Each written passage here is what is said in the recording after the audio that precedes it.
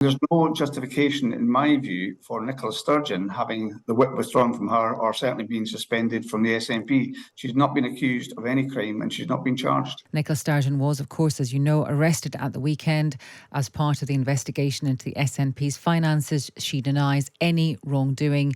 Yesterday, two well-known MSPs, Ash Regan and Michelle Thompson, said that Nicola Sturgeon should resign the party whip. Let's speak this morning to Keith Brown, the Deputy Leader of the SNP. Good morning to you. Good morning. You will have heard both Ash Regan and Michelle Thompson put forward their argument as to why Nicola Sturgeon should resign the party whip or have it removed, either way. Presumably you disagree with them. Why do you disagree with them? I think it's right that the First Minister's taken the view that natural justice should be the guiding principle here and not a decision about what may or may not be perceived to be best for the SNP. And the simple fact is that Nicola Sturgeon has not been charged, not even accused of any crime. She was arrested, of course, which is very newsworthy. It has a different connotation in Scotland, and as far as it's the way that the police now make sure that an interview is done in a formal way. But she's not been accused of anything. She's not been charged. And the contrast, in my view, would be with a sitting Prime Minister and former Prime Minister who were charged and convicted. Nicola Sturgeon has not had either of those things happen to her. So I think the First Minister is absolutely right. Michelle Thompson, the SNP MSP, the same thing happened to her. She said that she had to resign the party whip when she was an MP, despite not being personally under investigation, certainly not arrested. Same thing, isn't it? Well, I look back at that and I've seen the statement from Michelle at that time where she said that she took the decision to relinquish the whip.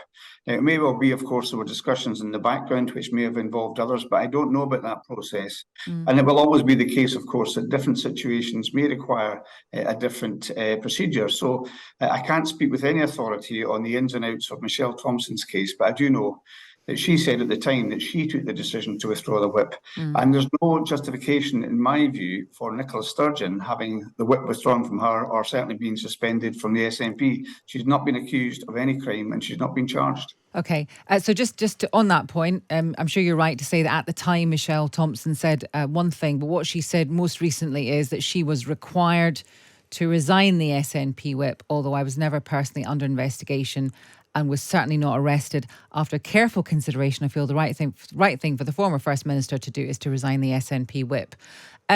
Keith Brown, what about Ash Regan? She said, I think that Nicola should perhaps consider voluntarily resigning her SNP membership until this can be cleared up. So she's agreeing with you that, you know, she hasn't been charged, accused of anything necessarily, but that until everything is successfully cleared up, it might be good for the party for her to distance herself.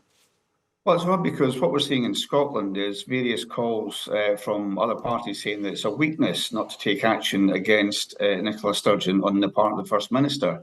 And yet at the same time, others are saying it would be in the interest of the party. So he's not doing, according to them, the thing which is in the interest of the party. He's following the principle of natural justice. And I think that's the right thing to do. And of course, in relation to Ash's comments, and I disagree with Ash, of course, it is a decision. It will always be a decision, an individual decision for Nicola Sturgeon. But I see the statement that she issued after she was questioned by the police at the weekend, a very strong assertion of her innocence. And I see no reason why she should feel obliged to resign. Just finally on this then, do you accept at all that everything that is going on around this investigation, you know, we have had other individuals arrested and released as well, very high profile individuals, that all of this is inevitably starting to have a political impact? SNP down 10% in the polls, and that was even before this weekend's events. Would you accept that it's having some impact?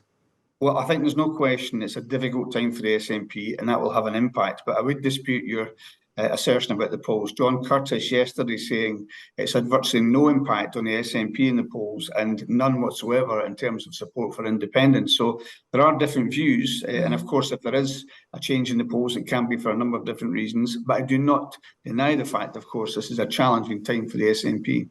Okay, I'm just looking at the information. Support for the SNP slipped by 10 percentage points over the past 6 months, according to the latest Scottish political monitor conducted by Ipsos and YouGov last month, saying that the party is on course to lose 23 seats to the Labour Party in the general election.